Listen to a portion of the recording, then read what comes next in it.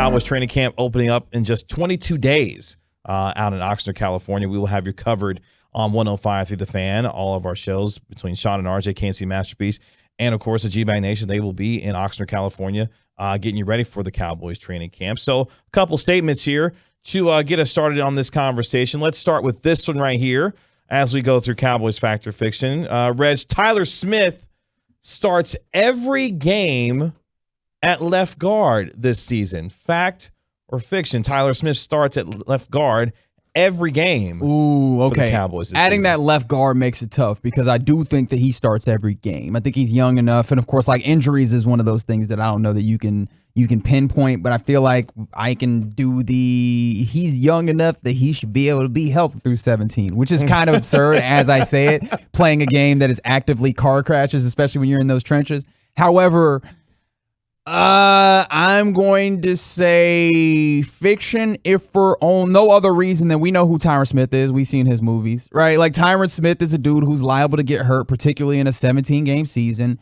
And I don't think that this team is going to trust your Waletzkos or your Josh Balls of the world. And so the guy that they view ultimately being Tyron Smith's successor, Tyler Smith, is going to be the one who slides out and you get Connor McGovern, not Connor Williams, who now plays for the Dolphins, but Connor McGovern then playing left guard.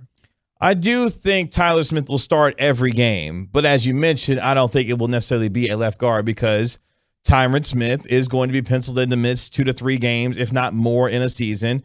And the idea is that Tyler Smith will eventually be your starting left tackle anyway. So what better way to get him some experience than being able to kick him out sometimes at left tackle? Because what I don't trust right now is the idea of Ty Nsekhe being started, having to start if need be. I smooth forgot about Ty Nsekhe. Yeah, Ty Nsekhe's still on the roster too. So I don't feel comfortable with Nsekhe, Waletzko, whomever, to be able to solidify the blind side for Dak Prescott. Give the rookie a shot and let him see what he can do because eventually he's going to be your starting left tackle of the future. So while, yes, I believe he does start every game, I don't believe every game will be at left guard because we'll have to play for Tyron Smith a little bit throughout the course of this season. Which is funny, though, because like the idea of start every game, that ends the first time he has to start at left tackle. I don't know that he would be successful at left tackle and filling in because one of the things with Tyler Smith is you drafted him because he had all of the raw talents. He had the natural abilities, big, fast.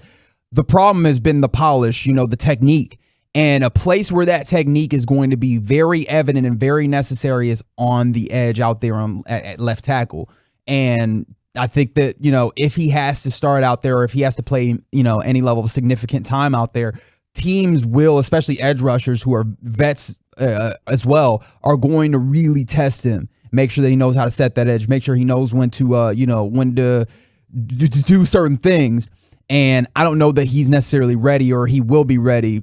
Part of the reason that I think it'll be good for him inside is that inside it's less about that technique. Not that technique isn't necessary, but it's less about that particular technique and more inside you can kind of get away with just kind of being strong and powerful. And part of that too is being able to have Tyron Smith on that left side when he is playing to be able to help you and protect you a little bit at your starting left guard spot. But he will be under the microscope quite a bit throughout the course of this regular season. Fact or fiction? Statement number 2, Tony Pollard will rush for more yards than Ezekiel Elliott this season. Fact or fiction? Tony Pollard rushes for more yards than Zeke this year. I don't know. This is the tough part about it. That's the game. That's the bit, Reg. No, I get it. Let me get there. I don't know if Kellen Moore and Mike McCarthy are actually going to go through it this time. Like, I have some trust issues here because how many times as folks who have seen this Cowboys team, we heard we're going to balance this out. We're going to make sure the people, and then ultimately balance, Reg. You start sipping on the Kool-Aid. You start feeling them. You think, all right, they're telling me the truth. The football will stay in front of me when I get up here to kick it. And then the Lucy's that are the Dallas Cowboys pull that football, and all of a sudden Zeke running the football all the time. But no, I'll go ahead and say true. I think that at this instance, it might just be the time where they've heard it enough, they've seen it enough, and now you're in a place where Tony Pollard is close to the end of his contract, and maybe they ultimately finally give him an opportunity to really be a true equal pairing in the backfield this year. Every year for Ezekiel Elliott since his rookie year, his rushing yards per game on average has declined. Every year since 2018, his rushing attempts per game have declined. This is a player who's clearly on the downward track of his career and now going into year 7, where last year he barely got 1,000 yards and now is a player who does not have any guaranteed money. Guess what I think the Cowboys are going to do this season? Start preparing for the takeover and give Tony Pollard a whole bunch of money? And wear Ezekiel Elliott the hell out. Oh, okay. Like, this is it. They're going to run him into the ground this year because this is it. I'm going to say it right now. I don't expect Ezekiel Elliott to be on this roster after this season. I think this is the final year of Ezekiel Elliott. And in part of that, you were talking about with the Tony Pollard, prepping him and getting him ready to take over as the lead back.